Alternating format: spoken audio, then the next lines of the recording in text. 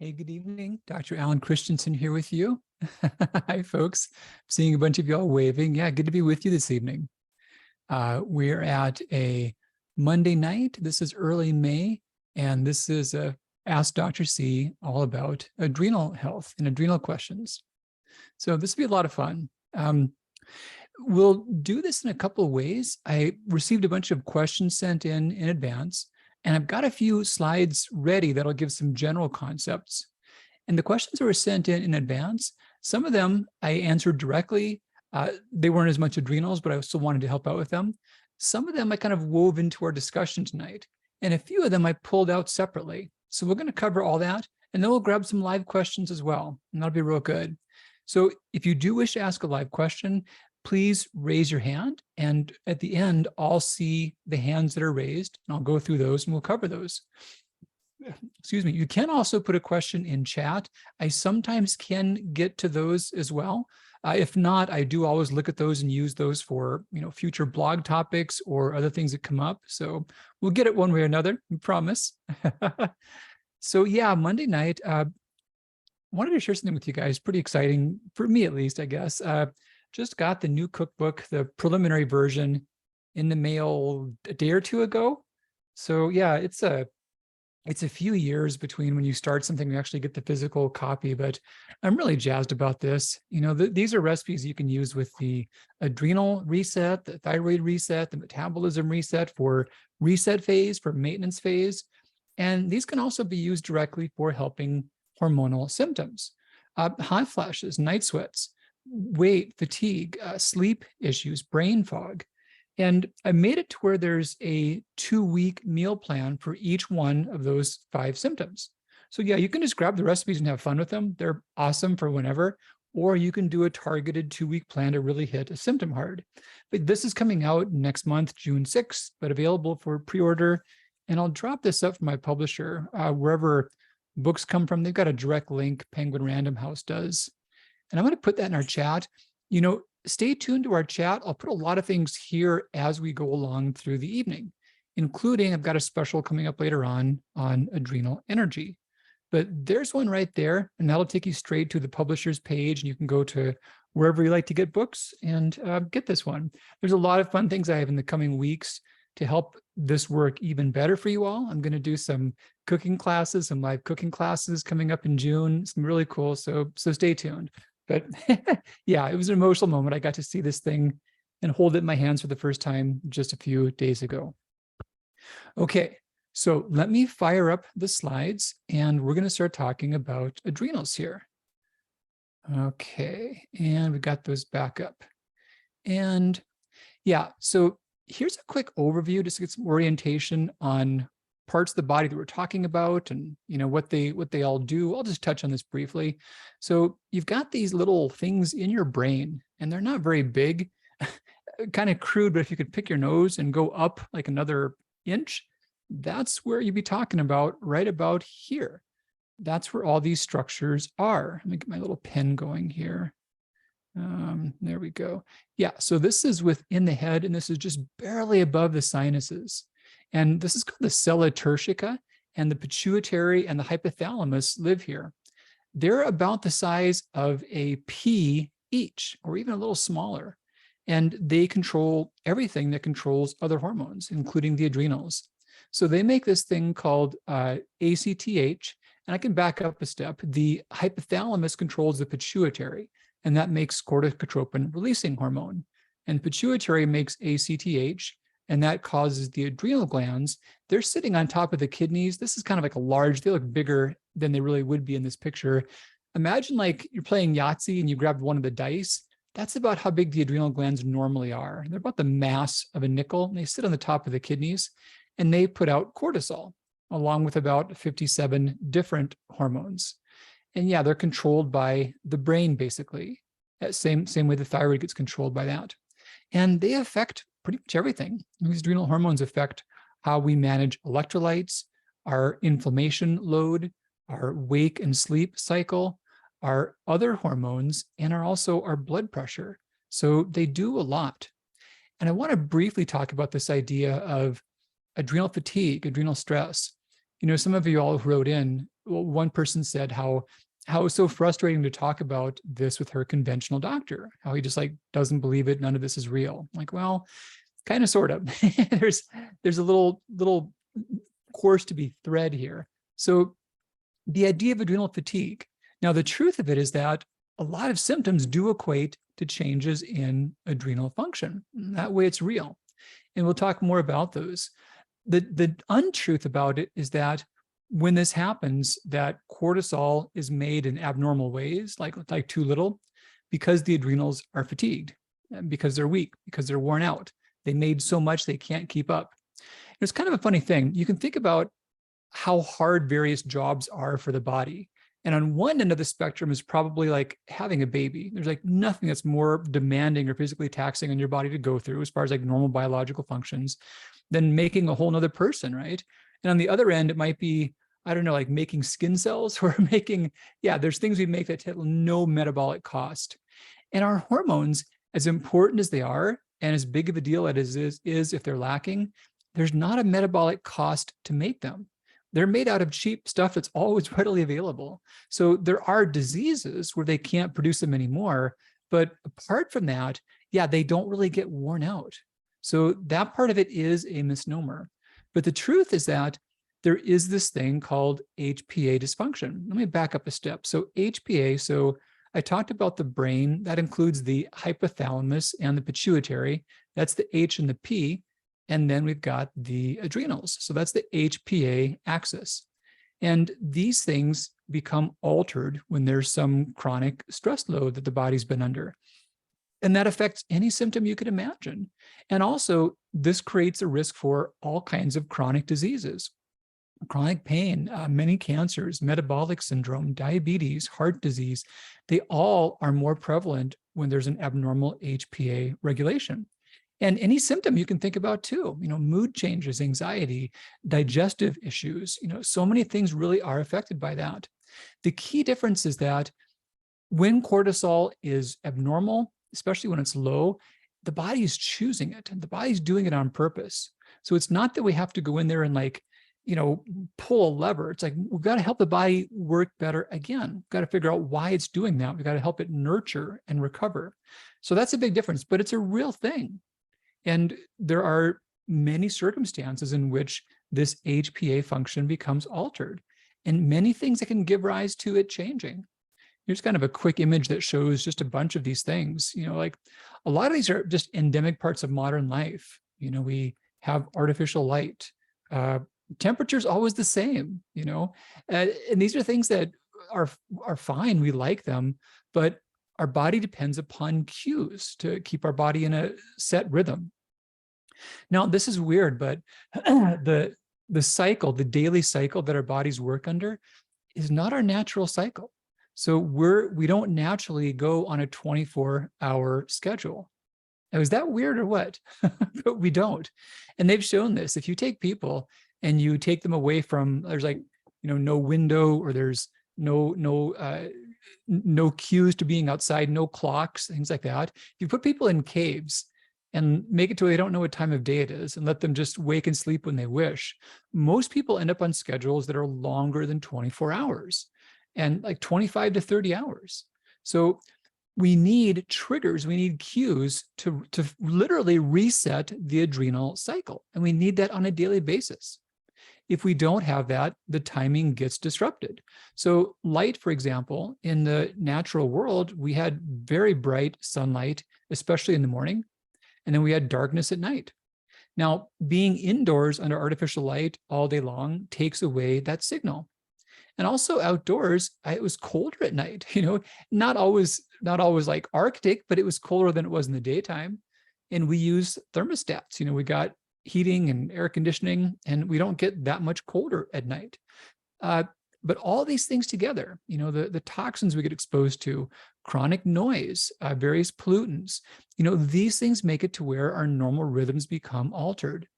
And once they do, we develop more and more symptoms and more issues. So how do we know what's happening here? Well, here's a quick overview. And this is a sheet. I'm going to share this with you guys. I'm going to drop a link in the chat, and you can download the sheet and have this and refer to this as you wish. So this is a quick summary of all the main things that you can test for your adrenal health and what they would all mean. Now, the idea of an overt disease where the glands are just broken, it happens, it's rare. If someone ever suspects that, there's a very simple blood test they can include, and that shows whether the adrenals are working by choice or not. So salivary cortisol is a great way to see if there's dysregulation. That's the alteration of adrenal timing. And then the simple blood tests are things to show if there's adrenal disease or not. So they're looking at two different things. But with this simple sheet, you can just see if this is an actual disease that's there, or if this is a problem of the slope being off, and if so, to which degree. So yeah, grab this. The link is there in your chat, and you can download that and just have that and refer back to that in the future. If there's ever times in which you have adrenal tests done, you can quickly know which stage you would fall under, or if there's a disease process or not.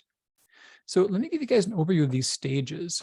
Now, these are data points that come from salivary cortisol panels. And the ones that are most commonly done are collected morning, noon, afternoon, and night. The two that matter the most for this stuff are really going to be the morning and the night. And when you plot a line between the two of those, you get something called the slope, the cortisol slope. And imagine like a ski slope. You know, you need to have if you're on the hill here, you want to go down that way. If the ski slope was backward, you know, you're not going to go very fast. And if it was flat, you're not going to go very fast either. So think of this just like a ski slope. It works good when you got a gentle slope going the right way. And you can have it to where the adrenals are not broken, but the slope is not right. So the red line that we'll see in each of these represents the results of the imagined participant here. And this is what we would call thriving. This is how it should look. You should have a nice boost of cortisol in the morning. Your morning cortisol should be a lot higher than it would be at other times of day. And it should go down in a stepwise fashion as the day progresses. And this midnight reading should be less than half of this morning reading. And that's a healthy cortisol slope. At this stage, your body can withstand a lot of stressors and still keep you pretty healthy. Now, if stressors are great in number, high in intensity, or persistent over longer periods of time, this starts to become altered, and the body gets habituated to a heightened stress state. And then the score moves out of this little gate and starts getting above it. And it can be like more flat or still have some degree of a slope, but it's above the range here. And this is what we called the stressed, or the stage 1 response. And here the body is responding very aggressively to various stressors, and it's putting out a lot of cortisol. If this progresses, we typically see the next stage being this one called stage 2, or wired to tired. Now here, the total amount being made is high. Here, the total amount being made is actually fine. So if you plot all these together and add them up, you'll get a number just like you would get at the healthy stage of thriving. But if you look at when they're made, you see the timing is completely goofed up. So wired and tired is hallmarked by some readings below range and some above range. And, you know, this name is often descriptive. This is where people often have some times of day in which they have energy, not always healthy energy, kind of like a frenetic type energy. And it may not be when they would want it. It might be like 2, 3 in the morning or something. And it may not be stable when they do use it. But along with that, they've got times in which they are more tired, you know, more wiped out. So yeah, the amount being made is okay, but the timing being made is not good. And this typically can progress to the last stage, to where this is called stage 3, or crashed. Now, the total amount being made is simply inadequate, and the timing is off. This is where people often have really marked symptoms that are quite clear and quite pronounced. So the stepwise fashion of 1 to 2 to 3 doesn't always play out. There are those who might test and find themselves at stage 3 from the very beginning. And as they recover, they might go straight to thriving. That's not uncommon. But the thing about knowing this is that there are strategies that are different for these levels. There's many strategies that are fine and that are the same for wherever you are, but there's some that are more targeted. And you could understand why. Like, for example, here, your body is really just intolerant of cortisol across the board. Whereas here, your body is running with too much of it. So you can just see intuitively why what you would need there could be different than what you would need there. And an easy way to get a sense about more targeted needs is take a look at the various chapters in the Adrenal Reset Diet. And you can even find out which of these levels you're at from it. So chapter 5, you can jump to that one. That's learn your level. There's a quiz in that. And that quiz, I generated that based upon a large number of data points of blood markers and salivary markers and symptom surveys, like actually over a few thousand. So the quiz is pretty accurate, and it's within a few percentage points accuracy of a salivary cortisol panel. And it's a great thing. You can do that often as well. You can track your progress over time to check your quiz score. But once you do the quiz, it'll direct you to one of these levels. And then each of these levels has specific therapies that are targeted for that level. Yeah, there's a lot of things that are general that are good for anyone, anywhere, but some of these things are going to be even more effective if they're per the level of your needs. So that's a trick to find in there. Specifically, we also see issues come up with cortisol levels later in the day. And that's really pronounced with the stressed level and the wired and tired level. So one thing that's been shown to be very useful for that is microdose melatonin. And this is kind of weird, but melatonin, when you take a lot of it, the efficacy of it gets lower. You guys see that? So this is like 10 milligrams out here. Here's like 1 to 10 milligrams. And the more you take, the lower the effect that it has upon your serum melatonin. Now, if that sounded backwards, you probably heard it right. The more that you take, the less effect that it has. And it works that way because your body actually fights it. Your body blocks it. But if you get a small enough amount in a certain window, you get peak efficacy and you get a greater effect. And melatonin actually counters cortisol when there's a gentle spike like this. So in this wired or tired or crashed, the stressed or this wired or tired stages, we can see cortisol is too high at night. And yeah, microdose melatonin is one easy strategy for that. So that can be used specifically to help it when there are sleep issues in these stages, but it can be used for sleep issues in general. And this is from thyrotonin. I just saw a comment about making someone stay awake at the smallest dose possible. Why would this be? So Michelle, if you'd like to put the smallest dose possible, how much was that you took for that smallest dose possible? I'm really curious, because this makes me nuts, but there's so much research about melatonin on its efficacy. And all the products that I see on the market, most of them start at about 3 milligrams, but I see 3 to 15 to 20 to 30 milligrams really common. And that's way out here. But yeah, the most effective amount for a blood level spike is about 100 micrograms. So Michelle responded 0.5. So yeah, 0.5, Michelle, that's over here. That's where it's getting less and less effective. And not only does it get less effective, but when you block those receptors, you block the effect of your body's own melatonin. And that's why it makes you stay up all night. And that's why we still have weird dreams and all kinds of stuff. But And this makes me nuts because there's so much research saying that it's very safe and very helpful in this kind of a dosage range. But all the manufacturers keep putting higher and higher amounts in there. And I think it's the kind of thing where it's almost like supersize me, where people just assume more is better and they want more higher amounts, even though it's not like that. It's like the efficacy is very different and it's more effective sometimes in the lower end of the range. So per the levels, there's a lot of different things that can be helpful.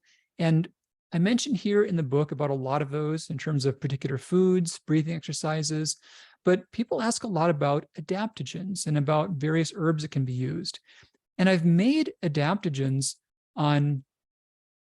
that are for specific stages, and they're fine, they're good, but many wanted a simpler solution.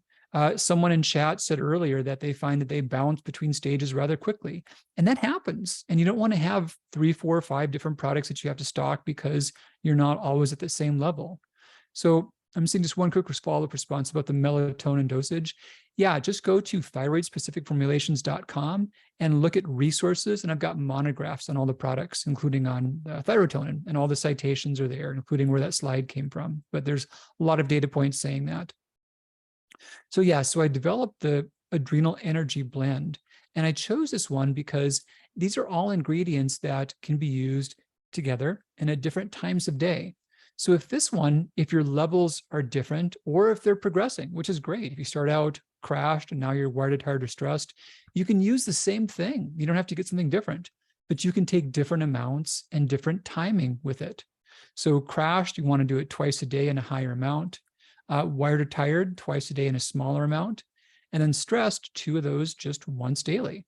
So yeah, you can use the exact same formula at different levels and still get good results and not need to stock as many things. And just one more point about this, some of the things in here, I did include withania in this, also known as ashwagandha. And Nicole asked, hey, mixed messages about this okay with Hashimoto's? It's actually fine. Now, with thyroid disease and ashwagandha, there were some papers on mice that were many, many years ago suggesting that there could be dramatic effects on it, increasing thyroid hormone output. So much so that it might be almost unsafe. Like if someone were on medication, they took ashwagandha, maybe they'd be overdosing. And from the mouse studies, that was the concern. And for quite a while, there were no human studies. And given the precautionary principle, we would just say, hey, if you're on thyroid meds, you might want to be cautious. It might cause you to need less. But more recently, there were some really good human studies done. And they were on people on thyroid medication. They were given various doses of ashwagandha.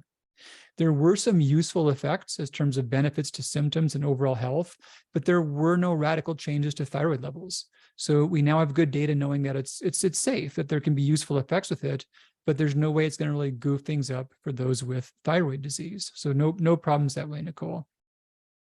And another quick adrenal thing I want to share with you guys. Here's a summary of a lot of habits that help to reset this adrenal rhythm. This is a really neat graphic that was part of the Adrenal Reset program. And I'm going to drop a link to this for you guys too. So you can follow this little URL and get a free PDF. And this is a great graphic giving you a summary about some ideas about like some breakfast, lunch, dinner, and how you time carbohydrate throughout the day to help to reset the cortisol rhythm. There's a relationship with cortisol and carbohydrate that's quite strong, and it's actually antagonistic. So carbohydrate lowers cortisol. And some people that struggle with higher nighttime cortisol, they can help that by simply timing carbohydrate throughout the day to where they're elevating it as the day goes along.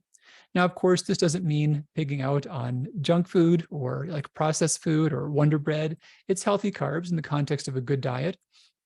But by timing them this way, you can improve upon this. And this also gives the idea about good time for exercise, good time for sun exposure, what I've called the mini vacations. And there's just some copy here that gives you an idea about how to manage this nighttime cycle as well. So yeah, you can grab this free download, this PDF, and also refer back to this for more ideas. And one more thing on adrenal energy, I'll mention this again toward the end. But for you all tonight, I'm doing a quick special on this. You can buy 3 and get 1 free. So I'll drop the link up for this. This is on thyroidspecificformulations.com, and this is now active. So you can go there. And the way it works is you choose adrenal energy and have 4 of those in your cart. And at checkout, put the word adrenal in checkout. And magically, the price will go down to the price of 3. So yeah, buy 3, get 1 free. And that'll be good for the remainder of these next 2 weeks. Okay, so I'm going to grab a couple of questions that were sent in because some of these were things that I think will be useful for everyone. And I'll cover those and we'll grab a few live ones. But that was a quick overview. I don't want to spend too much time on that, but I didn't want to miss it. Here was a fun one from my dear friend, Kathy. Kathy asked about a video I mentioned about lowering the body temperature by taking a brief hot shower at bedtime. And it's kind of funny, you want your body to cool off at night, but they've shown that with a hot shower, what happens is you open up a lot of the small blood vessels and you move a lot more blood to the periphery. So it's kind of like you turn on your radiator and your body temperature can lower. Now, if you're spending a long time in there, that's different, but no, a brief one can do this quite well and be very relaxing at night. But Kathy mentioned that she'll wake up freezing. Her temperature changes throughout the night. And is this typical of crashed? It is. So that cortisol cycle controls a lot of things, including your body's basal metabolic rate and your core temperature. So a cool trick for this, though, is a thing called wet socks. And it might sound odd, but just, I promise, just give it a try. And if you do it right, it can be a really great thing for making your temperature stable and also helping your sleep become more deep at night. So the whole thing is you need 2 sets of socks. You want one short pair of cotton socks, like thin ones, and you want one nice pair of wool socks, just thicker, heavier socks. You want them to be wool or some kind of synthetic fabric. And what this does is that when your body feels that it's wet, you'll increase your blood flow to that area. If you've got wool over you as well, you won't get cold. So you get the thin cotton socks, get them wet, just like lukewarm water, wring them out really good. Now, if you're someone to where you chill really easily, you may want to get them wet to a very small degree, just wet even like the outer portion, like the toes in a bit, and wring them out really thoroughly. So what you do is you put those cotton socks on, and the wool socks are still dry. You put those over the top. Now, because the wool is over you, wool stays warm even though it's wet. So wool keeps you warm. But the cotton allows that moisture to contact your skin, and that raises your circulation. So your body works to dry those socks at night. And try it out. You sleep much better, and you'll notice much more stable temperature throughout the evening too. But that's the wet socks trick. It's a really fun, easy thing. It's super effective. So everyone here, if you haven't tried it before, try it at least once. It's a great way when you're just kind of wound down or you want to get a really good night's sleep at a certain point in time or on the edge of feeling sick. Try the wet socks, and it's just amazingly helpful and no side effects and no harm, and yeah, easy stuff. So here's another one. Kathy was asking, follow-up question on that. Temperature of water for the wet socks, not important, just like room temperature or lukewarm. Once you wring them out and wave them around a little bit, they're going to be room temperature. And same thing once you put them on. So they don't have to start out cold. They don't have to start out hot. Just get them wet. Yeah. Kathy was saying, please discuss your newest supplement and the role of adrenal and thyroid health in cholesterol levels. Well, thank you for your research that is helping us improve your lives. Yeah, so Kathy, and I saw there was a more detailed note, Kathy, you talked about cholesterol levels being high. You also mentioned that your TSH scores ran low, that they were on the low side. That by itself can make cholesterol run high. So if you're on too much thyroid medication, that can do it. Too little can do it as well, but they can both push cholesterol up. So do be aware of that. It might just be a matter of changing medication dose. But yes, T2, T3 converter helps the body naturally make more of its own T2. There are synthetic T2 products that are out. I'm not a fan of them. They're really just an unregulated thyroid medication, and we have no way of testing that. We can't test how much is in your blood. The products themselves are not standardized, and we know that they're not safe. There have been reports of cardiac damage from those. But when your body can make it by itself, it's never a bad thing. And they actually tested T2 as a way to lower cholesterol, as a medication to do that.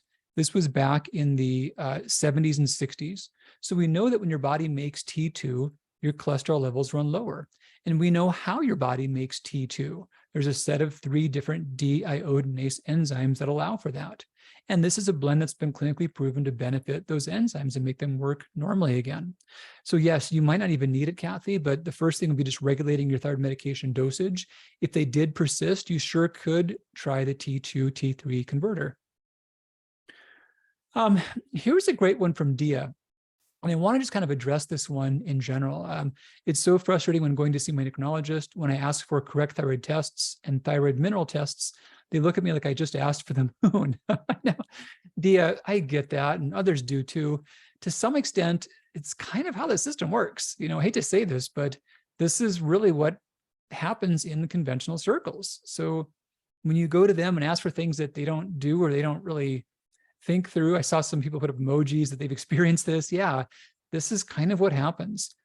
You guys have a couple of options just to make it clear. So integrative healthcare, our doctors, they can now do consults for people outside of the area.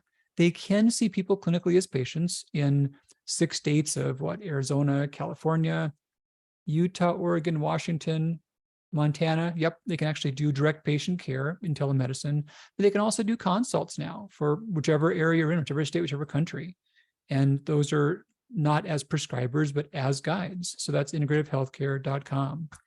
And the other option is you can chat with me. I don't always have a ton of time that I put open, but I have some, and I really enjoy these. I did one today, someone that I'd spoken with before, and it was a really cool thing. I got to talk to her, and it kind of frustrated me actually, because her question was something about what was her condition, and in her labs and her symptoms, it was totally clear.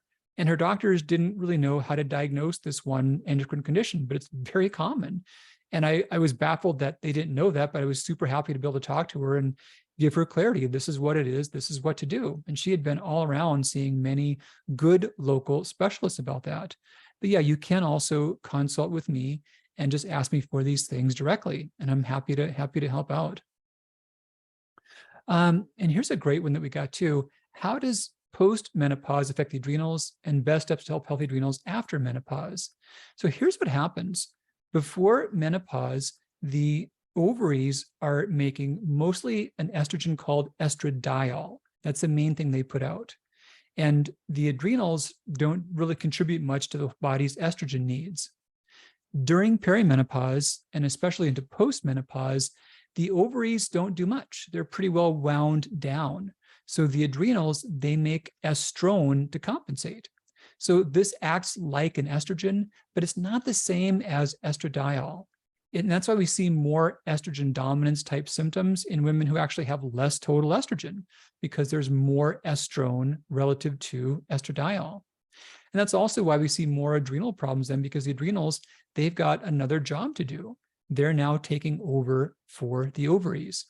By and large, this doesn't change what you would do to help your adrenals, but this changes the likelihood that how likely it is you would need to help your adrenals. That makes sense. So it makes the problem more common, but it doesn't mean you got to do different strategies. So really the same lifestyle steps. Look at the easiest thing is take a look at the quiz chapter in the Adrenal Reset Diet. Learn your level. Look at the lifestyle steps for those levels. These are all really easy things that are super effective, but they're more effective when done per your particular level. These things are all different. And if you identify where you are, the effects of these lifestyle steps are greatly amplified. And if you wish for some extra support along with that, adrenal energy can be great. And you can use that whichever level you're at. You can use the same thing for different levels. So yeah, menopause makes it more likely, but not so much different in how it plays out. And here is one that was significant too. Diagnosed with adrenal fatigue, cortisol was flatlined. She mentioned T3, T4 were in range but low. And then just these symptoms, and symptoms for people with no cortisol. Now, one thing I would just differentiate real quick, Angela, and this goes back to the cheat sheet that I gave you guys. I'll actually drop this link back in here again if someone wanted that and didn't get it. So when you're talking about adrenal levels that are flatlined, that can play out in two different ways. So you could have someone to where, like over here, their serum cortisol is low. And if it's low, but their ACTH is also normal or low, then that means that they're crashed. That means that they're in this abnormal cortisol slope. On the other hand, if their cortisol is low and their ACTH is high, that's totally different. That could be Addison's disease. And that's a situation where the body actually doesn't have cortisol. It wants it, but it can't make it.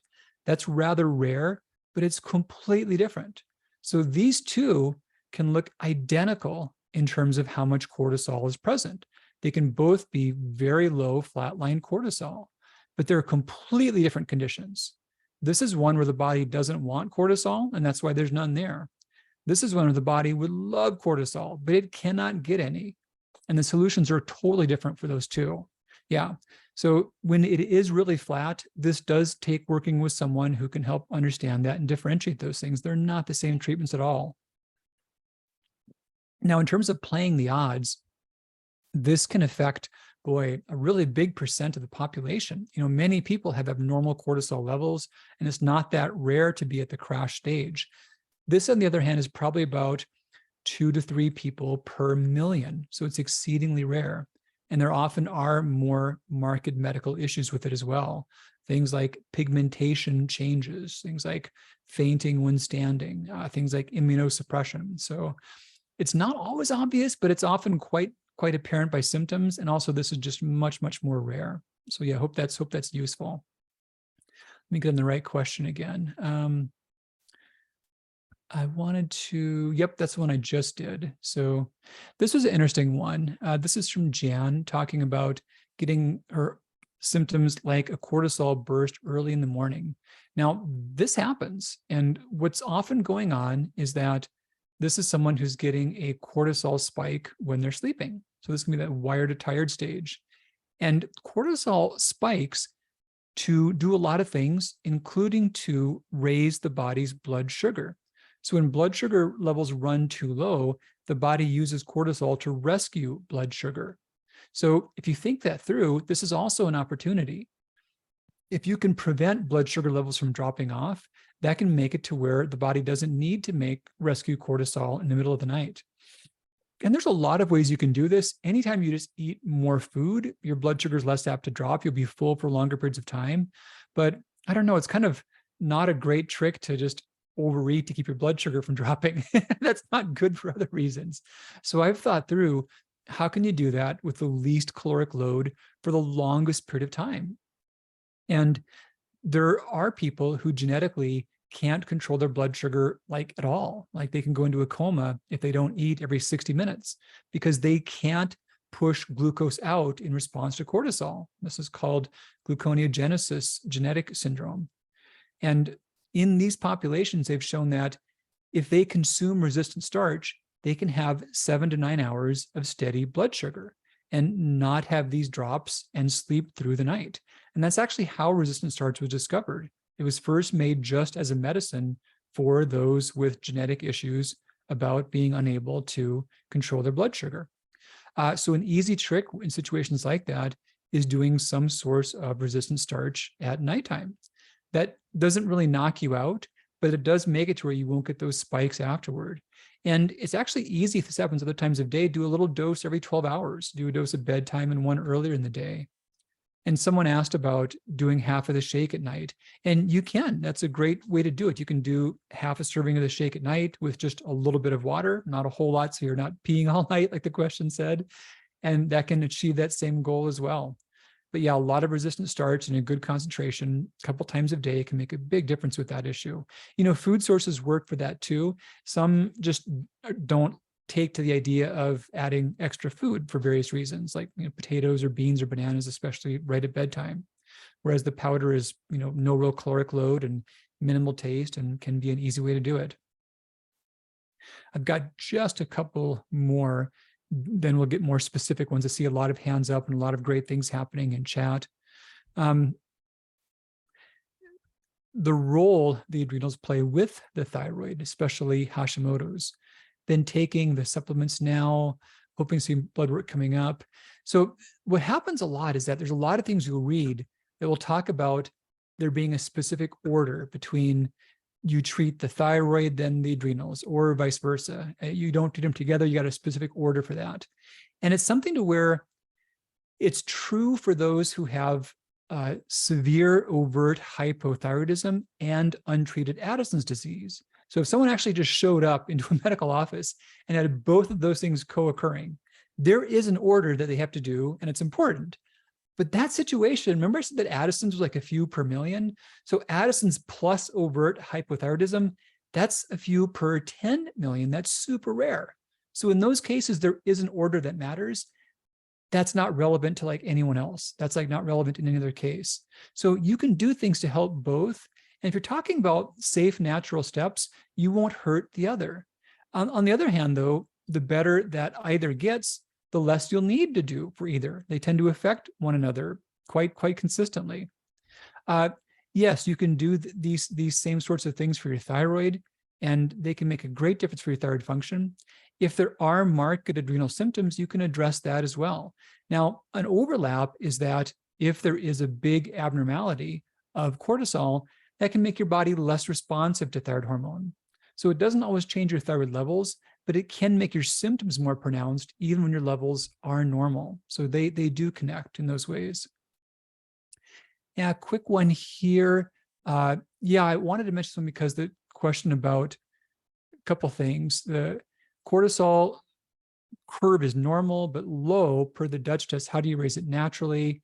do sunlight in the morning, exercise in the morning, and yeah, cortisol, getting thyroid hormones into the cell. And I mentioned that one briefly before. So it's not so much just the cortisol, it's the cortisol slope. So it's having cortisol and having a break from cortisol. So it sounds like you already have a normal curve. You do have a cortisol slope. So that does allow for thyroid hormones to get used by the cells. Specifically, that cortisol slope causes cells to become more and less permeable to cortisol in a circadian rhythm. So it's not that you need more cortisol for that. You have that part working already. So the symptoms you described are probably more going to be relevant to other things. Whenever I hear about hair symptoms especially, I always think about iron possibly being a factor. The Dutch test, so this is a urine test of cortisol, and I have mixed feelings about it. There is some data suggesting that it can correlate with salivary cortisol levels, a little bit of data. We don't have a lot of data showing that it does correlate with other things that salivary levels correlate with. And conceptually, I'm concerned because we know there's a lag between when you release cortisol in the bloodstream and when you pee it out in your urine. And that's probably like a 6 to 8 hour lag. And then also, that's not the active version of cortisol that's there in the urine. I see a related question about 24-hour urine collection for cortisol. Yeah, that's a valid test to gauge the total amount made during the day. But this is also a cortisol end product. So really, we do a 24-hour urine collection when we think someone is making cortisol at erratic times and in inconsistent amounts that might not show up in a blood test. And there's also various cortisol metabolites. So there's conditions in which cortisol is made outside of the adrenal glands. This is called pheochromocytoma. And 24-hour urine tests are good for that. But for gauging whether someone has an adrenal disease or adrenal dysfunction, the 24-hour urine tests aren't as useful for those more common things. So blood tests are really good to gauge the first diseases. And there's many times to where if we suspect that, we'll follow up with many other types of tests. And that can include 24-hour urine or challenge tests of various sorts. But yeah, the blood tests show diseases and the salivary tests show dysfunction. They really show whether that slope is working right or not. So yeah, 24-hour has its place, but not so much screening for those sorts of things. Okay, so that was it for those pre-sent in questions. Just a quick reminder for you guys, I'll give you that code again. The code is Adrenal at checkout, and just put 4 of those in the cart and you'll get one for free, just for hanging out and being here tonight as one of our participants. So that's what I had for canned stuff. And there's loons outside. I don't think you can't quite see them there. People always ask me if it's a backdrop. It's like, well, no, that's the trees move. There's birds out there. It's real. But I can hear the loons. It's so beautiful. They just came back recently. Yeah. So I see several hands up. I'm going to get these. We'll grab more live questions after that if there are some, and I'll take a peek at the chat if I can. Let me stop the slides. Okay. There we go. And get the participant list back up with raised hands. Okay, so Karen, I see you're queued up here first. I'm not sure if these came up in the right order for me or not, but that's how they look. I'm going to ask you to unmute and lower your hand, and you go for it. Thank you. In an article that I recently read that you wrote, you listed several things that could prevent someone or make it difficult for someone to lose weight. And one of the things you listed was APO. Oh, yeah. Yep. APO4. Is that something you recommend people get tested for, or what? Can you say about that? I'm glad you asked about that, Karen. It is. And not even just for weight purposes, but for general health purposes. So there's a whole lot of genes. And honestly, I'm kind of cool on a lot of genetic testing. I think that there's a lot of things that our genes can do, but they don't always do. For example, you can know genetically if someone is prone to celiac. 60% of people, 60, are genetically prone to celiac. But for 59% of people, it means nothing because they're never going to get it. So sometimes knowing your genes is not useful. But the ApoE, so there's actually 3 variants of this, and then 2 genes total, so 6 types altogether. There's a 2, a 3, and a 4. So you can be 2, 2-3, 2-4, so on and so on. 3-3 is the most common, but there's two versions that can commonly include 4, 3-4 and 4-4. There is a 2-4, but that's extremely rare. The upshot of that is when the 4 is present, that makes your body's fat carriers smaller. These are called chylomicrons. And fat is carried largely through the lymphatic system in these buckets called chylomicrons. If you carry that ApoE4 allele, 1 or 2 copies of that, you can't move fat around quite as well. And we've got a lot of data saying that that 4 allele correlates with greater risk for cardiovascular disease and high cholesterol and Alzheimer's disease. Also susceptibility to head trauma. So those who have the 3-4 or the 4-4, they're ones that are better off avoiding a higher total saturated fat intake. There's much more risk for them from that. And they're also ones to where they're much better off playing ping pong over football because head trauma is not going to do them any favors. And there are those with the 4-4 allele who even go so far as to consider, long-term care insurance. The studies vary, but their risks for cognitive decline can be anywhere from like 10 to 50-fold greater than the other populations. I personally carry a 3-4 allele, and that's true for about, I think, 20% of the population. That 4-4 is like 1 or 2% of the population. But that's worth knowing. It also is a factor for weight loss. So these are people that the data is mixed on this, but there is data suggesting that they're more apt to do better on still good protein intake, but less fat than they would if they didn't have that 4-4 allele, both for weight and for general health purposes. Okay, thank you. And as far as how to do that, you can request that through a blood test. I have mixed feelings about that. It's quite costly. And I have heard that some insurance companies can flag you and can restrict your care, call things pre-existing. I'm going to find a blog that I wrote about this because this blog, you can do this via 23andMe. And that's like, I think, what, $99 or so nowadays. If you've already done 23andMe, you can find this out by digging through your raw data. It doesn't say it readily, but it's in there. And I'm going to find this because I walk you through like step by step how you dig through your data and find that. Let's see. Yeah, here it is. So this blog tells you everything I just said there, but a whole lot more detail and citations. And I think this is the one that walks you through how to get your, yep, totally. This has it. So this shows you how to browse through your raw data in 23andMe, which number to plug in, what to look for. You can totally find it. Okay. And you said if you have one of the 4 variants to really monitor your saturated fat, is there a certain level you should try to make sure you stay under, or how do you?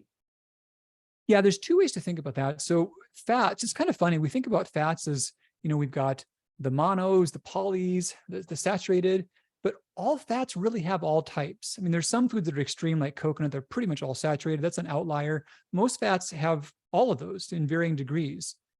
So it is total fat and it is saturated fat. So the 3-4 and the 4-4 guidelines do suggest, some suggest 25%, some suggest 20 or 15%, which is rather low. And in doing so, just really minimizing the things that are densest in saturated fat. So like the lard, the butter, the coconut oil. Okay. All right. Thank you. You're welcome.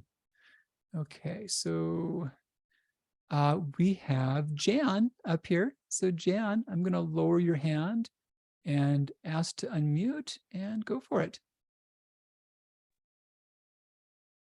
Hi, thanks for taking my question. Hey, Jan, happy to. I had written in one of the questions, I'm the one with the blasts of cortisol Okay. early in the morning, and then off and on during the day, it seems totally random. And I actually did have some blood work done recently, and the cardiologist threw in a serum cortisol test. Mm-hmm. It was fasting, and it was 16.6, You know what time of which day I it was saw done? was in the normal range. How do you feel about that? Do you know what time of day that was? It was about 7:30 in the morning. Okay. So yeah, so a serum cortisol of 16 then is quite normal. And that's often typical. There's a rather broad range of normal in the morning. And that says you don't likely have Addison's or Cushing's, that's where the adrenals can't make any or make way too much. And honestly, those things are very rare. Now, that doesn't rule out some problem with the cortisol slope. So you still could have an issue to where you're making a good amount, but you're not timing it quite right. The blood is, you theoretically could do blood tests morning and midnight and get that same data, but you can't get a blood draw at midnight. And if you did go in and do it, that would disrupt your cortisol output because you're not sleeping. You're disrupting your day so much. So yeah, either the salivary test or even easier, that the quiz in the Adrenal Reset Diet can give you a sense where you'd be in those stages.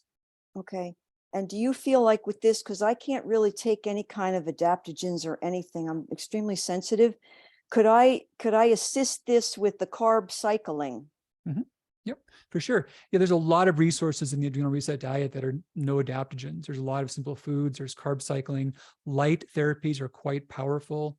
Yeah, they're very, very helpful and effective. Yeah, there's a lot you can do. Okay. Breathing exercises are great. And I have a thyroid question too, if I can sneak that one in. Sure. I've been hypothyroid for probably 30 plus years. And during that time, I've taken every medication that there's out there. I've done Armour, I've done Naturopathic, I've done Synthroid, levothyroxine, all of them. And I haven't noticed personally a big difference between taking a T3 and T4 and a T4 only. So I was taking Armour, and it was a 60 and a 15 for a total of 75. And I'd been on that for a few years, but I wanted to get off of that because of the expense of it. And I was hoping that somebody would provide me with maybe levothyroxine and Cytomel, which that went nowhere. So I went off of the Armour, and I went in December, and the doctor used my last labs, which my TSH was 1.7. That was on the Armour thyroid. So on 12/1, which was like 6-7 months later, I went to another doctor. I asked, can you switch me off of the Armour onto just levothyroxine and Cytomel? Well, he gave me the levothyroxine. He started me at 112 micrograms. And then a month later, he did blood work, and the TSH was then 0.13. So he dropped the levo to 100 micrograms. And then a couple of weeks later, the cardiologist who did the cortisol, she wanted to do thyroid stuff too. So the TSH at that point was 0.2. If you can make a quick question, I'm happy to do that. So yeah. Okay, I'm sorry. Don't want to I wanted to show you where, I'm sorry for taking too much time. I just wanted to show you where I was now. Sure. And see if you thought that this was okay. So now they reduced me to 88 micrograms. And then the last TSH in the beginning of April was 0.322. Sure. And so the endo said, continue with the 88, and then on Sunday, don't take it. Does that sound reasonable to you? Were you on the Cytomel also, or just the T4? No, just the levo, just the levothyroxine. Sure. So basically, you want to have your TSH stabilized and not below range. It's been below range. That's not safe for your heart. It's not necessary. And you want to be on little thyroid medication as necessary. So the idea that you would need less is totally valid. Now with T4 only medication, it's metabolized so slowly, it's not unreasonable to skip 1 day per week. That's kind of the same as reducing your dose by 1/7. I prefer daily dosing for simplicity purposes. And if someone did stabilize afterwards, they could look at a dose of like 75 or so. But yeah, you need quite a bit less of that. And if you don't feel differences of symptoms, including the T3 or not, you don't have to include it. So that'd be a much simpler regime for you. If you've not looked at my articles on deprescribing, check that out. But the Thyroid Reset Diet, the things like hypothyroid support, people often need less and less over time, and that's better for them. It's better to have your body work as much as possible by itself and not to take too much. Let's grab several more questions. I got a bunch more up here.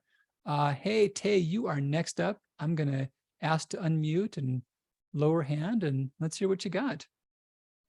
Okay, so I have this thing that I think is weird, and I'm not sure what to do about it.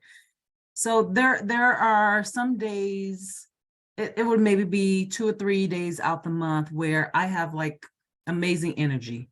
I go to sleep, have a good night's sleep, and I get up, I can clean the house, I can do yard work, I can run errands, I can do everything. And it's not like I'm doing anything different, not eating different, not, taking any different supplements or whatever. And so I take advantage of those days because those are the days I feel good. I need to clean. I need to do this. But then afterwards, for like 3-4 days, I'm totally wiped out. Like I can't get out of bed. I'm just like, and I don't know what to do about it.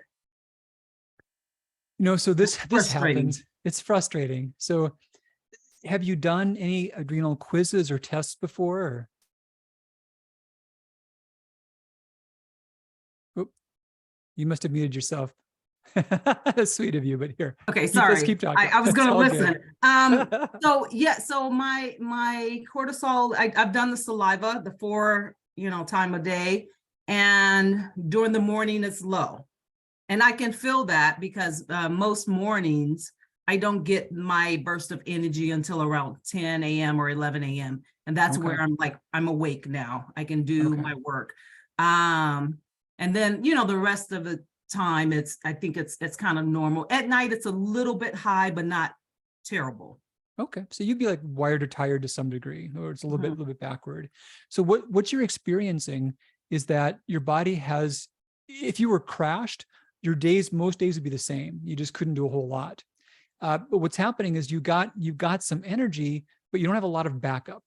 So, and this is normal. When you feel good, the saying up here in the North Country is you make hay when the sun shines. That's like the farm saying of that. You do stuff when you can. But the problem is that if your reserves are low, you pay for it afterward. And that's how you see how well your body's recovering. So the solution is you do the stuff that you would do for wired or tired. You consider the various lifestyle things, you look at the various light therapies, you give your body more downtime. And when the good days happen, you got to leave about 10% in the bank. You got to earn interest on some of that to let it build up. Okay. And that makes sense to do, but it's like I take advantage because it's right. like, oh my God, I can do everything now. Well, and you probably got behind on those other days. So you got more to do. Of course, right. The dishes will stay in the sink because I just eat, even emotionally, I don't have the energy to do it. So not just physically, emotionally, I don't have the energy to do it. Yep. That's the hardest once I have thing. those days, it's like, get it done. Right. Yeah. Do all the right stuff and leave 10% in the bank on the good days and it'll grow interest. Okay. Thank you. You're welcome. Okay, Jack, you're up next. I'm going to ask to unmute, lower hand, and go for it. Hey, thanks, Dr. C. Jack, yeah. Hi. So I'm in the wired and tired category. And before that, I had been taking the Adrenal Reset supplements. And before that, even I was taking a lot of rhodiola. I was taking that 3 times a day. But my main question is my SHBG has been running really high for months and months. So my doctor switched me off of Armor Thyroid, and now I'm on T4 and T3 combo. He thought the T3 could be exacerbating the SHBG. So I was taking Tongkat Ali to try to counteract the SHBG and get it down and get my free testosterone up. But I feel like it drops my cortisol. I get so tired if I take it in the day. And so I tried taking it at night. Since finding out I'm on wired and tired, I've switched to ashwagandha, stopped Tongkat. But I was wanting your advice on, should I add that back in? Is there a problem with that? Is there something else you'd recommend for lowering SHBG? I'm also wondering if is it okay to take ashwagandha, Tongkat, and your adrenal reset. That feels like a lot of pills, but if it gets me what I need, I'm up for it. A couple of thoughts. I think the best thing I could lead with is what's the clinical relevance of sex hormone binding globulin and how important is it? My impression is that there's been a lot of excitement because it's something that seems like it creates more branches or more distinctions, but there's really not much data saying that it does anything clinically. There's really no published data that it's actually relevant. There's a lot of ways you can look at biochemistry and make guesses that X would do Y and Y would do Z. But in so many cases, when you actually test someone, things don't do as much. So it's not something I encourage my doctors to look at or put as much focus in. Now, the things that we know do affect it, there are people that are very low on their essential proteins, and that can cause that to elevate. Now, that's a problem unto itself. So when there are things that are important for other reasons, I think they're relevant. If someone has a pretty good protein intake and good health, normal kidney function, good hormonal status, reasonable otherwise, I don't put a lot of weight on sex-hormone binding globulin. But if they are below their protein needs, that's just one more reason to probably improve upon that. Have you thought through about, that's something you're diligent about already, about your protein status? Yeah, I've been trying to gain healthy weight, so I've been adding more protein as I'm working out. And for me, the biggest problem was the low free testosterone. So my total testosterone was average. My free testosterone was low, at sometimes below normal. And so we were attributing that to SHBG, but I don't know, maybe ashwagandha would just crank the overall testosterone up. So therefore free testosterone would go up. All that to say, I was having symptoms of low testosterone. Yeah. So that was kind of our biggest concern there. Yeah, I would do the things that are tried and true for helping your adrenals. If you were looking at the wired and tired stage, consider the wired and tired pack, or consider the items that were more specific to that. I really like blends of adaptogens as opposed to isolated adaptogens. And I've got a background in Chinese herbal medicine, and they always would have very complex formula for thoughtful reasons. In isolation, one thing can do things that are, especially the more medicinal herbs, that are not always as smooth or as targeted. But blends are just, especially crafted blends, are simply more effective and gentler. In Ayurveda, the idea was sattvic. There's some things that help the body's homeostasis, and other things that are more stimulant or more inhibitory. And that's even true within adaptogens. So I like blends, or like things that are more sattvic. So the adrenal energy, you can think of that as a more sattvic blend. These are all things that together have a good effect on helping your body move up or down as need be. And protein, especially for a hard time gaining muscle mass, think about a gram per pound of body weight as a good starting place, and spread that out throughout the day. You don't have gaps more than several hours without that, but that's a hugely positive thing for a lot of facets of health. Okay. So for that, add in then the adrenal pack plus ashwagandha and the rhodiola. No, I wouldn't add the isolates in along with the pack. Okay. And wired and tired 1 time, twice a day. Yes, the adrenal energy. Yep. Okay. Thanks. All right. Take care, Jack. Here, thanks. Okay, Patricia, let's get a couple more and then I'll glance through the chat here. I'm going to ask to unmute and lower hand and go for it. Hi, thank you for taking my question. I appreciate it. My pleasure. I have actually a very confusing situation, and I'm not going to go into all the details of it right now, but I have a very suppressed TH, and I've been on TSH, yeah. Okay. And the naturopath I've been working with for a while is very confounded by this, and you're on thyroid medication? I'm on Levoxyl and also T3.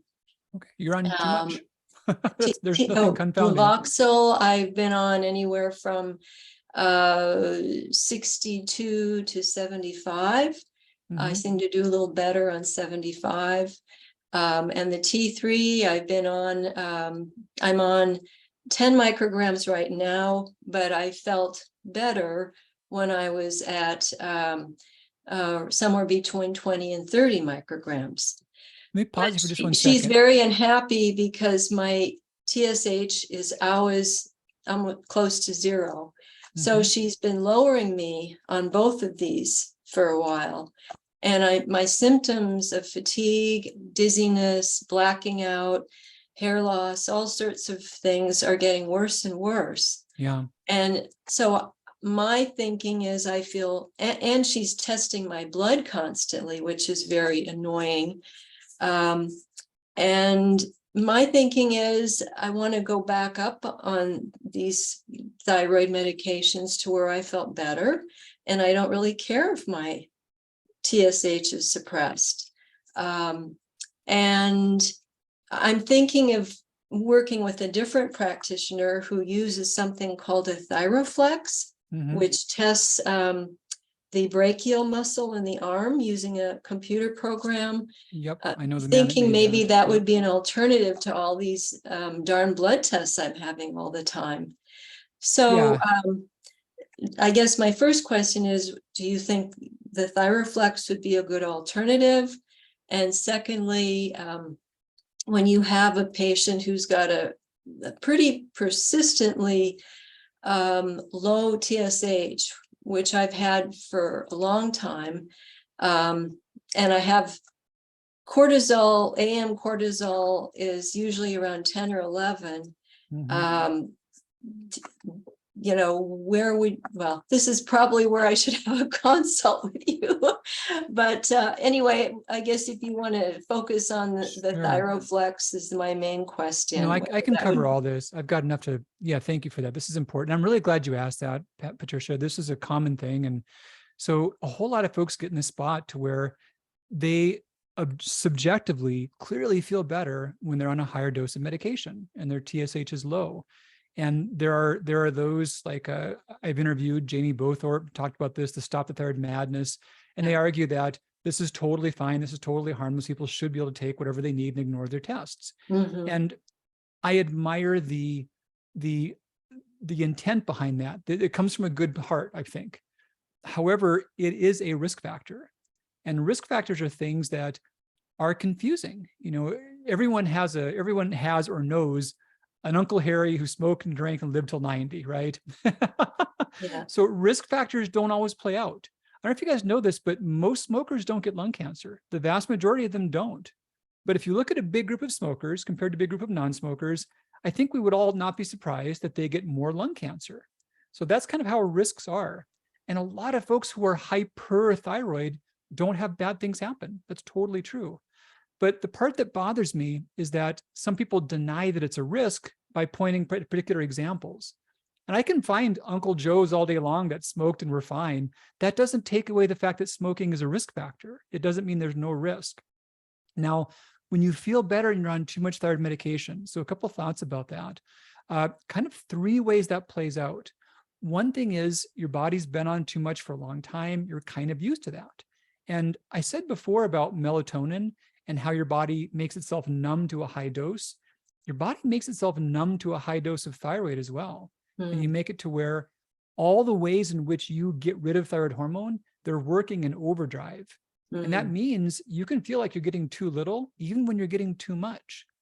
Now, that process might take some time to recalibrate itself. That might be 3 to 6 months.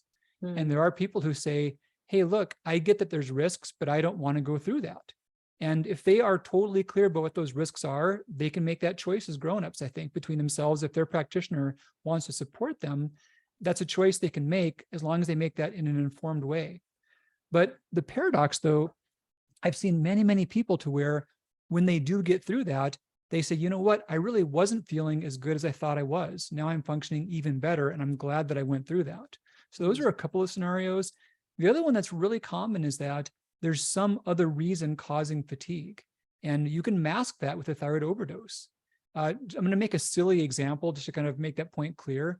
Imagine that someone's mildly anemic, and back in the day, I think everyone knows that Coca-Cola, the secret ingredient was cocaine, right? So you could take someone who's mildly anemic and they're tired, and if they did cocaine, they probably wouldn't be tired. But that wouldn't be proof positive that they were lacking in cocaine, right? That would just mean they were masking their fatigue.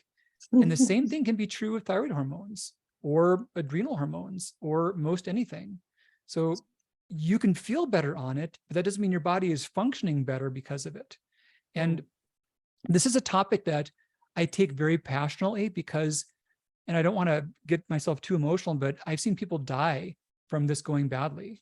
I've seen people who've been overprescribed, told that it wasn't unsafe, and they died from that. I've also sat down and talked to people who were much younger than me. Actually, one of my last few days or weeks of when I was practicing, which was like November of 2016, a young couple came to see me. They were in their early 40s, and they were prescribed thyroid medication by a doctor who felt this way, that you could take enough so you felt better and don't worry about your scores. They both had late-stage congestive heart failure. And as I talked to them, yeah, they had young kids. I knew that statistically, they didn't likely have a decade of life left, you know, and it was because of this approach, because of this idea that it's harmless to suppress your TSH. So I admire the idea of wanting people to feel better. And I get the idea of saying, yeah, you know, forget those who aren't trying hard enough to get people to feel better. I understand the rage and the upset against that, but there is a risk here. And I just fight tooth and nail for someone to feel better today and decades down the road. That's what I would really want for you. And the Thyroplex. Oh, Thyroflex. I'm sorry. Briefly, yeah, the gentleman who developed that, dear friend of mine, he's passed away a long time ago. There's a lot of things that happen to the body when there's way too much and way too little thyroid hormone, but don't have a straight path in between. And so the Thyroflex was originally based upon Achilles tendon reflex. This was a really old physical exam tool from back in the 1900s before we had thyroid blood tests. And yes, someone who has thyroid storm will have an exaggerated reflex, and someone who has severe mixed hemochroma has an impaired reflex, but there's not a line in between the two of those. And there are those who want to say that if your Thyroflex is okay, you're not in danger with a low TSH. There's just no data supporting that statement. So I wouldn't ignore your blood test and rely upon that. Yeah, and I wouldn't, if you shop around, I'm sure you can find a doctor who's happy to let your TSH be suppressed. I wouldn't encourage you to do that. It's just not a safe thing long term. You might do fine, but it is a risk. So could the cortisol being low, like a blood test AM cortisol that's around 10 or 11, was that considered still normal as far as you see? Not too unusual. You know, that's something that you want further diagnostic work. You know, I could do that. You could consult with me for those purposes, or if your current doctor could help further. But the next step would really be to see what else could be causing the fatigue, and then a pathway to be back to a safe level. So that's what I'd really encourage for you. All right, take care, Pat. Let me grab a couple more here. We got Viv up here. Viv, I'm going to ask to unmute and lower hand. And what have you got for us? Can you hear me? I sure can. Okay. I don't know what I have. They thought I have Addison's. I'm actually going for my serum, another repeat on the serum cortisol and the ACTH tomorrow. Great. And they wanted to do the cortisol stim test, which I'm glad I didn't do. I ended up in the ER with SVT. So my heart rate, they couldn't get it down for 8 hours. It was at 200. So they're not messing with the cortisol stim. Sure. But the main thing is the ACTH was extremely high last time, and the serum cortisol was low, and they did the 24-hour urine, but that came out normal. So the problem is the weight right now. My A1C it's stuck at 5.7. I've got osteo talking about TSH. My TSH, I think, was low for a really long time. I'm on Synthroid down to 6 days a week. I miss 1 day. And they just retested it, and now I'm at 0.7, and 0.7, yeah, it was a 0.7 for the TSH, and the T4 was 1.8. I'm wondering, because of the weight, I'm afraid to reduce the Synthroid even more, because the weight is just, it's huge. I actually thought it was Cushing's, but they're saying you can have weight with Addison's as well. So I just feel like they're not getting the big picture on everything. I've got all this outline stuff, and my last DEXA showed that I'm almost at a -3 with the osteo. And I'm wondering if that has to do with being on low TSH, like 0.2 for years before they figured that out and dropped me down to 6 days a week on the Synthroid. Yeah, so low TSH, that's one of the risk factors. And here's why that happens. So TSH, it's a signal telling your thyroid to grow, but it does a whole lot of stuff that has nothing to do with your thyroid. It tells your bones to grow. It tells the lining of your blood vessels to grow. It tells your brain cells to grow. So in the absence of that, all those things, every part of your body normally wears out, but as long as it gets replaced quickly enough, that's fine. That's healthy new cells taking the place of old dead cells. So yeah, there's normal loss of bone, but if your growth of bone keeps up, you're fine. But if the TSH is too low, the bone growth is inhibited, and that can be correlated. Briefly, to address the concern about less thyroid being a problem for your weight, You could think that because there certainly is clear data saying that severe hypothyroidism can cause weight Mhm. gain, but that doesn't mean that taking a reasonable amount or taking more than you need helps weight loss. This even surprised me, but a recent study looked at people who were mild to moderate overdose and mild to moderate underdose for thyroid and the effects upon body weight. Guess what happened? Those who were mild to moderate overdose had higher rates of weight gain than those who were mild to moderate underdosed. Oh, So it's okay. all about getting the right amounts, and extra amounts, your body fights it. And you can see a lot of symptoms of too little from getting too much. So What about yeah. I have a solid nodule they're monitoring as well. They're even kind of stumped, like, should I get a hormone panel? I'm postmenopausal to try to figure out where the weight is coming from. I mean, Addison's generally, I thought you lose weight. Yeah, not always. No. Yeah. But yeah, briefly, more thyroid is not helpful for weight, and you're fine that and otherwise that it's still better off to be on a healthy amount. And the person I saw earlier today that on the consult, it was actually a rather detailed case about a possible diagnosis of Cushing's, and we went through that in good detail. And I was surprised how all of her local endos were really going the wrong direction. So if that's something that's ever of use, you can always just set up a time on the thyroid second opinion and forward those labs in, and we can talk through those sorts of things.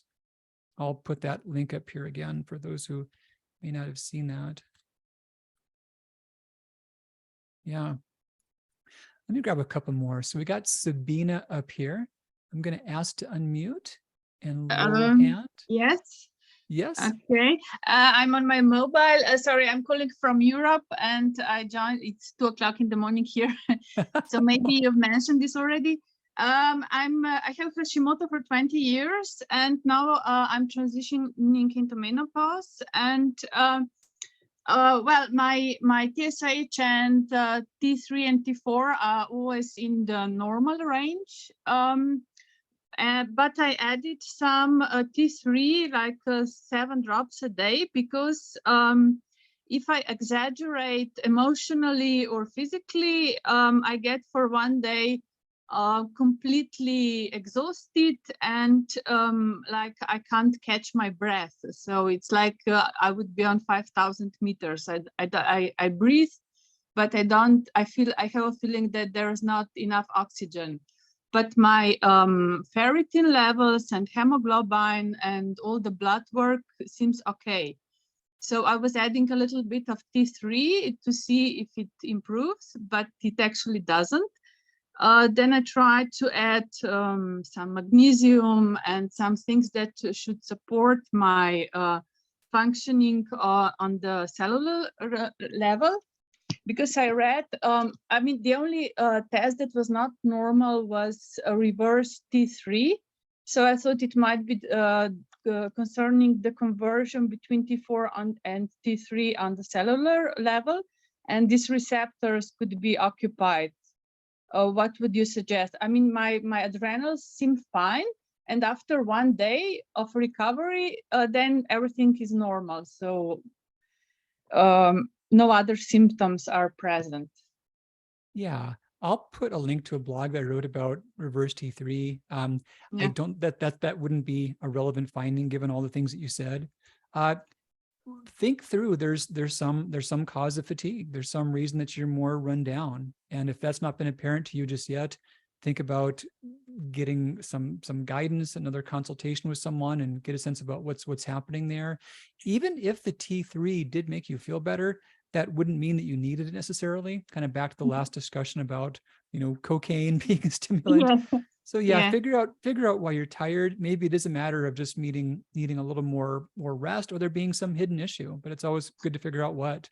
But yeah, because I'm a scientist myself, I mean, in physics, but so I like to read the scientific articles. But the problem is that I don't know how to optimize T3 and T4, which should be in the higher half of the range.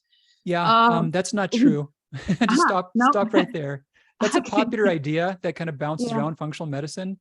And where that, I just put a link up about 14 common hidden causes of fatigue, might be a good one to look at. But Uh-huh. the truth is that healthy people generally have a lower TSH rather than a higher TSH within the normal range. And so Okay. many doctors have then assumed that they should then have a higher T3 and T4. But when we Okay. look at healthy people, they don't have higher T3 and T4 levels. They've got a pretty Okay. big range. And those who have higher levels of T3 consistently have higher risks for diabetes, obesity, and breast cancer. So Uh-huh. Okay. that's not an idea that you don't have to push those up. And those who try to push those up always do so at the cost of their TSH going dangerously low. So yeah, My TSH was around 2, and the free I'm saying if you were to T3 add in T3 and T4 to raise your T3 and T4, then your Yes. TSH would get pushed low.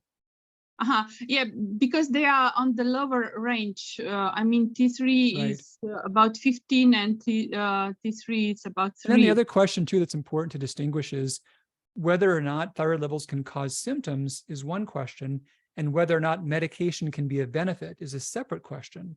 There are times where someone may be low optimal on their thyroid levels, but that doesn't mean that medication would improve those same symptoms in a safe way. Yeah, if you've not already, please look at the Thyroid Reset Diet. If there are thyroid abnormalities, that can safely make a big difference. But this sounds a lot like an unexplained cause of fatigue. So please take a look at that last blog that I put up there. There might be some useful answers in there, or think about talking to another diagnostician that might help you troubleshoot that and see what that might be. Lexilmac or Leximac, I can't quite tell if it's an I or an L, but either way, I'm going to ask to unmute and you can explain that to me and we'll go for it. Got it. You got it. Okay, thank you. Oh, I lost you somehow. Your audio was coming through for a second and it stopped. Yep. Did it unmute? Yeah. Now you're going. Oh, that was weird. Okay. I'll make it quick. It's Alexis. I just have Lexi, Alexis. my Mac thing. Anyway, I am considered probably under stress for the profile of cortisol. I had a test done in the beginning of December. And at that time I was on adrenal energy. I think it was 2 in the AM. And so after this came back, I went on the cortisol manager. And I found that in a short period of time, well, on the cortisol energy, I felt like I was really wound up during the day. And then I would feel like at 4 o'clock, I needed to go to, like take a nap, which I don't ever do. And I'm not usually fatigued. Anyway, so I'm trying to get to, then I took the cortisol manager 2 in the PM. So that was kind of a routine for weeks, but I noticed I couldn't sleep at night. I'd get up at 2 in the morning and I couldn't sleep for 2 or 3 hours. And I decided those are the 2 that cortisol manager I took out. I felt like it was helping a little in my sleep. And then I took the adrenal energy out and I'm sleeping way better. Like I get up maybe to go to the bathroom in the evening and during the night, maybe 2 in the morning, and then I can go back to sleep. I couldn't do that before. But my question is it possible that this doesn't work for me? I'm going to take another saliva test, I think, while I've been off of this for a while. It's been about a month and I feel good and I'm sleeping. And I'm like, I'm confused because it's so that's not it not working. That's it working. And now you're doing better. Oh, that's okay. all good. Okay. Well, no, that was my next question. It maybe there is some rhythm that it helped it, right? Well, and that's the whole intent. That's exactly how I made these things. So they're not things you got to take forever. They're things Okay. that fix a problem and you start working better again. And that's perfect. Okay, so I am going to take that cortisol test just for curiosity. I think that'd be interesting. So, okay, thank you. That's exactly what I want to know. You can also do the quiz. The quiz will give you the same sort of data. It's quicker and no invasive, no cost, and you get a lot of strategies afterward too. So check that out. Okay, very good. Thank you for your time. You're welcome. My pleasure. There was a lot of really good things in the chat. I wanted to pull those up and just talk about a couple of those. Why will that not come where I can see it well? Zoom misbehaves sometimes. Well, I can see it in this part here. I'll go on this part. One that I saw was about resistant starch, okay for SIBO. Yeah, now there's there are certainly different food lists and different guidelines for different stages of SIBO, but overall, resistant starch is feeding good bacteria. So it's feeding those that protect you against bad bacteria, such as those that do cause SIBO. So most protocols do encourage it. Not only that, but also for issues with yeast overgrowth. Specifically, it raises butyrate, which helps the body be more resistant against harmful bacteria and harmful fungi. I saw several more, but now I can only see a few at a time. Here we go. I'm going back further. I saw someone asking about the MTHFR and the relevance of that. Where did that go?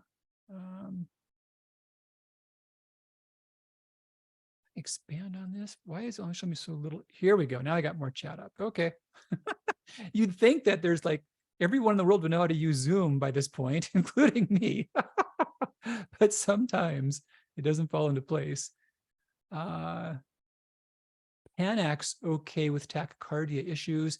Yeah, back to the comments that I had before when Jack and I were speaking. It is fine, but I do like it in the context of other ingredients. And here was the question about the research on the melatonin dosage. I'm going to get the link directly for that.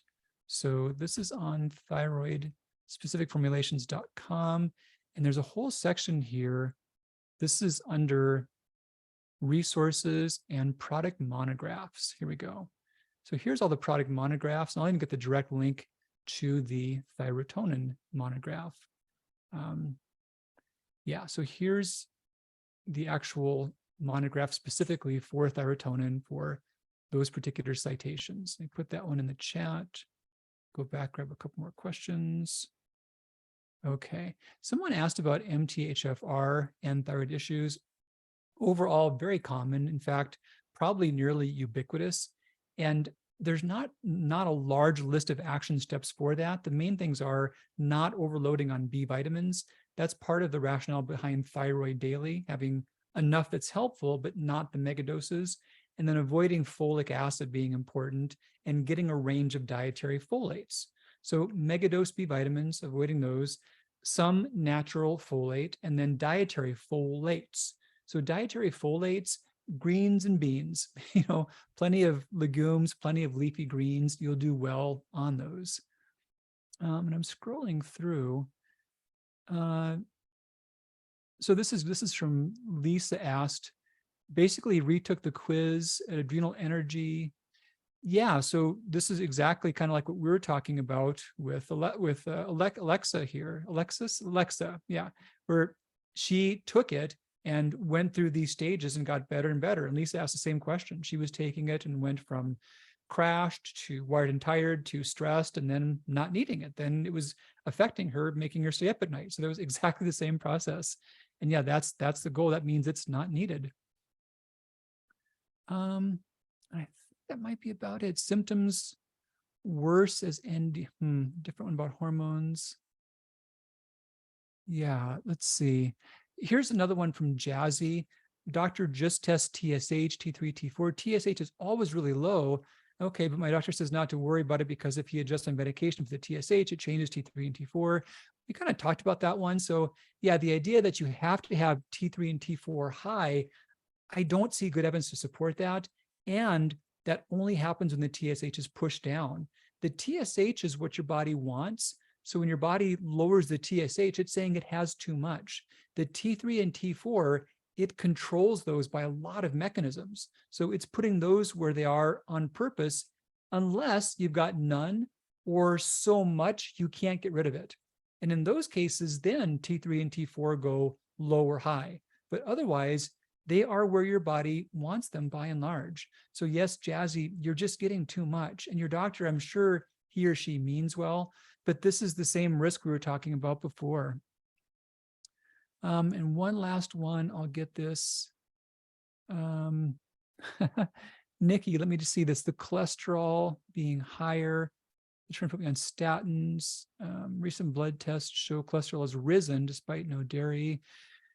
Yeah, Nikki, always had it high, runs in the family. There are those genetically who make way too much cholesterol. And I would agree that statins get overused, but they have a place. And people that have hereditary hyperlipidemia, it can save their lives and cut their risk for disease. They can also be ones who have that ApoE genotype that we talked about. And sometimes people can see a big reduction by cutting down saturated fats. Not everyone sees their cholesterol change in response to that in the diet, but some do. Dairy itself, this is kind of an odd thing, Nikki, because saturated fats don't all work the same. And I'm glad you asked that, because that'll make me bring this point up. So there's different kinds of saturated fats, and it seems that the ones in dairy work differently from those in butter. I'm sorry, got to pull butter apart. There's protein compounds, there's casein moieties that bind up with saturated fat in cheese, in milk, and yogurt. So when they're full fat versions, those same moieties are not present in butter. So butter is not like dairy fat in terms of how it affects cholesterol. And then also things like coconut oil, lard, fatty animal foods, they're in that same category as well. So yeah, oddly, full fat milk tends not to raise cholesterol for those who are sensitive, nor does cheese. And we also see this play out in terms of how these things impact diabetes and heart disease risk directly. But the fats that we see in butter, coconut oil, saturated fats from animal foods, those are differently. And they're not bad things. They're not vilified things. Yeah, the oxidized cholesterol, I get that. And certainly the less it's oxidized, the better. But even independent of that, the total amount of cholesterol is a risk factor. And for some people, some dietary things affect them a lot. So anyone can do small amounts of those foods generally and do okay. But for some, if they limit them greatly, it does radically lower their cholesterol and improve their health. So people are different that way. But again, there are those with hereditary hyperlipidemias to where they do better safely on some statins than they would otherwise. I want to close and just put this up again real quick about the bonus for you guys. And I'll get the screen share back up. Yeah, so there's that. So adrenal energy, I really love this mixture. And we've heard stories now from like 2 different people to where they use this. I didn't plant them in here. They were just here and they used this and they moved through the levels. They went from crashed to wired tired to stressed and to thriving. They normalized again over short periods of time. And that's exactly what I wanted with that. And I wanted it to be something to where you could get one thing and you could use that even as your needs change. So you didn't need a whole lot of stuff to stock in the kitchen. And that's adrenal energy. And yeah, right now you can stock up and you can grab four of those and get one of those free. Just use that code adrenal at checkout. So that's what we got tonight. Good to be with you guys. Thanks for hanging out with me and lots of great questions, and look forward to seeing you all real soon. Next up, I'm doing a special event that's going to go along with this book.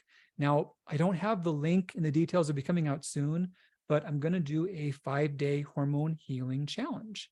And the book, you can actually get this June 6th. You can either immediately get the Kindle or you can get it shipped on June 6th or get it in your bookstore. So I'm going to do this event on starting June 19th. So you'll have over a week to get the book together. And I'm going to give you a shopping list, and I'll do a 5-night thing, each night focusing on one of these big hormone symptoms. So weight, fatigue, hot flashes, brain fog, and insomnia. We'll go deep in one of those each night. And by going deep in it, we're going to be in the kitchen and in the classroom. So the classroom, I'll talk about the symptom, what else could cause that, what to look for, and also the story like how phytonutrients can help and which foods have those phytonutrients. Then we're going to go in the kitchen and we're going to make stuff. And you'll already have ingredients on hand because you'll be prepped up for that. I'll give you the list beforehand. And we're going to make some really cool, easy recipes. So there's over 80 in this book. We're going to make up a few of those. And then after those 5 days are over, if you want to go deeper, there's a 2-week plan for every one of those 5. So yeah, we're going to do a real intensive on this. This is going to be free stuff for you all. We're going to kick that out on June 19th, but stay tuned for more announcements.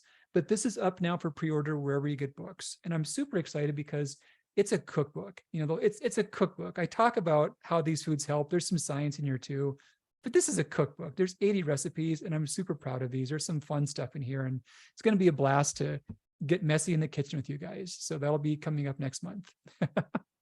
All right. In the meantime, take great care. Have a wonderful summer and look forward to seeing you all really soon. Bye-bye.